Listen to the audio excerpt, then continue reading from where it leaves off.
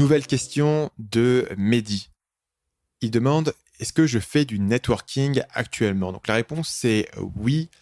Donc le networking, développer mon réseau, c'est quelque chose que je fais tout le temps. Et notamment, tu le vois presque chaque semaine sur le podcast Marketing Mania. Le podcast Marketing Mania, c'est quelque chose qui va permettre de rencontrer de nouvelles personnes, de parler à des gens à qui j'avais jamais parlé. Et c'est une manière extrêmement efficace pour moi de développer mon réseau parce que, sans spoiler les invités que je vais avoir bientôt, mettons, récemment, j'ai eu sur le podcast Marketing Mania un YouTuber important qui est assez connu en France. J'ai eu ce mec-là au téléphone pendant 1 heure et demie, juste pour discuter et pour lui poser toutes mes questions. Et à la fin, on a un peu discuté, je lui ai dit ce que moi je faisais, et il m'a dit, ah, tiens, c'est super intéressant, ce serait intéressant qu'on se voit, etc.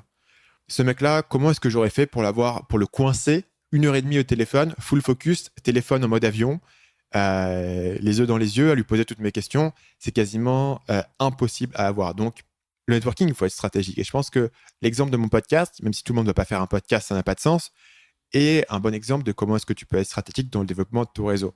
La plupart des gens pensent networking et pensent juste à aller dans une soirée, dans un meet-up, serrer des paluches et filer des cartes de visite à droite à gauche. Dans certains cas, ça peut être une bonne chose à faire, en tout cas pour commencer. Mais philosophiquement, le networking, c'est quoi? Le networking, c'est que tu veux créer une connexion avec quelqu'un de manière à ce qu'il y ait un bénéfice réciproque. Donc le networking doit apporter quelque chose à toi, il doit apporter quelque chose à la personne que tu rencontres. Dans le cas de mon podcast, par exemple, bien sûr, ça m'apporte quelque chose pour moi parce que ça me permet de créer un contenu. Ça apporte quelque chose à la personne que je rencontre parce que il a l'occasion de parler de ce qu'il fait de manière profonde, de manière publique. Tu n'en as pas forcément eu par ailleurs. Donc, par exemple, pour un YouTuber que j'ai pu interviewer, et je suis un peu mystérieux sur l'identité de la personne, mais ça sortira dans 2 semaines, donc c'est pas une grande surprise. Ça lui permet peut-être de partager un peu ses conseils, d'apporter de la valeur. On a une conversation qui est intéressante, les gens aiment parler d'eux, et puis en plus, ça peut leur faire trouver une nouvelle audience qui n'aurait pas forcément entendu parler d'eux. Donc il y a un effet bénéfique ici. Mais même si je rencontre quelqu'un dans une conférence, la relation n'a de sens que si il y a une réciprocité qui se fait et s'il y a un bénéfice pour les deux personnes. Ne serait-ce qu'on a eu une super conversation ensemble et on a passé un bon moment. Ou ne serait-ce qu'il m'a donné un bon conseil et moi je lui ai donné un bon conseil. Ou ne serait-ce que il m'a introduit à une autre personne et j'ai eu un bénéfice. Et donc le problème en termes de networking pour moi, même si j'en fais toujours et je te dirai tout à l'heure exactement ce que je fais, c'est qu'il y a plusieurs phases dans ton business. Il y a des phases dans ton business où tu cherches de nouvelles idées, tu cherches de nouvelles opportunités, etc. Moi, je ne suis pas du tout dans cette phase actuellement. Je suis vraiment actuellement dans une phase de mon business où ce que je fais fonctionne très bien. Et la meilleure chose à faire pour moi, c'est de rester focus et continuer à faire ce que je fais, le faire mieux. Et ce que ça veut dire, c'est que en networking, j'ai une limitation. C'est que je n'ai le temps et l'intérêt pour aucun projet. Et donc, on va toujours me proposer des projets, on va toujours me proposer des idées, et c'est des bons projets, c'est des bonnes idées, c'est des trucs qui auraient bien marché. Le truc, c'est que ce que je fais actuellement a tellement le vent en poupe et a tellement de potentiel qu'au final, je refuse tous les projets. Ce qui limite un petit peu l'intérêt du networking pour moi. C'est-à-dire que je vais aller en networking, je ne vais pas trouver de client, je ne vais pas trouver quelqu'un avec qui je vais faire un projet dans l'immédiat. Ceci étant dit, ça ne veut pas dire que le networking pour moi est inutile. Ne serait-ce que pour un espèce de filet de sécurité futur. C'est-à-dire que voilà, ce que je fais aujourd'hui, c'est ça. Peut-être que plus tard, j'essaierai de faire autre chose.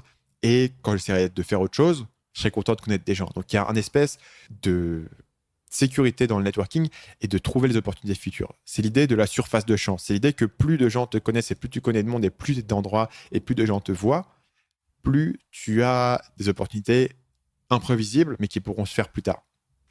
Et je pense que là-dessus, mon contenu m'aide beaucoup. C'est-à-dire que au-delà de mon réseau personnel, il y a aussi les gens qui me connaissent, mais que moi, je ne connaisse pas à travers mon contenu.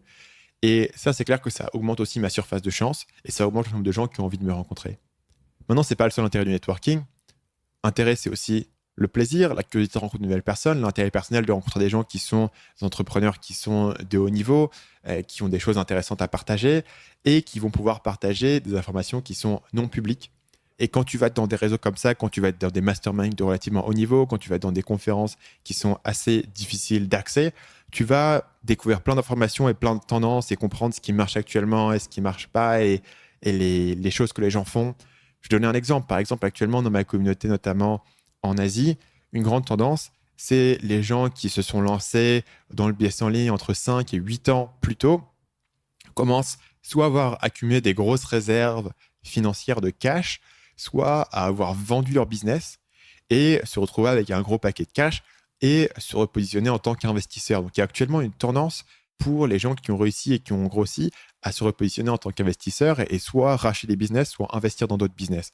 Et ça, c'est quelque chose que je ne pourrais pas apprendre et je ne pourrais pas parler à ces personnes et je ne pourrais pas comprendre comment ils réfléchissent et comment est-ce qu'ils prennent leurs décisions et comment est-ce qu'ils choisissent les business à racheter sans vraiment les rencontrer. Donc, c'est des informations qui sont non publiques.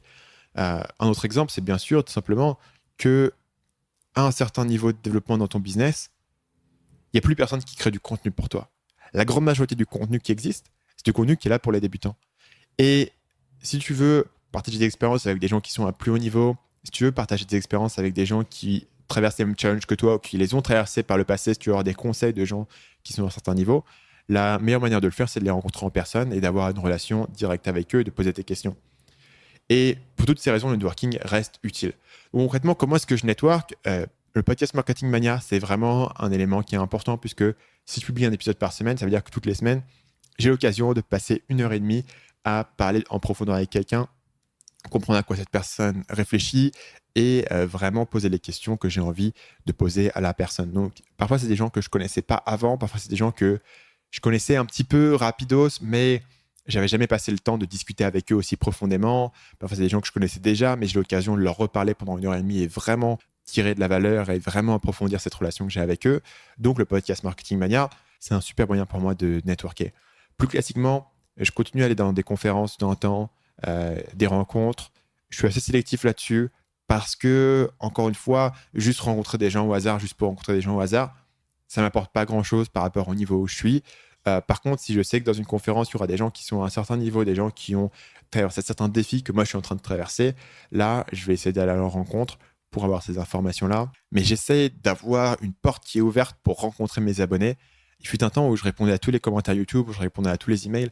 Malheureusement, c'est plus possible parce qu'il y en a juste tellement. Et quand tu as 175 000 abonnés sur YouTube, tu ne peux plus répondre à tous les commentaires si tu veux. C'est t'engager dans un boulot qui va te prendre quand tu sors une nouvelle vidéo 10-12 heures juste pour répondre aux commentaires. Et à ce stade-là, je ne suis pas prêt à le faire.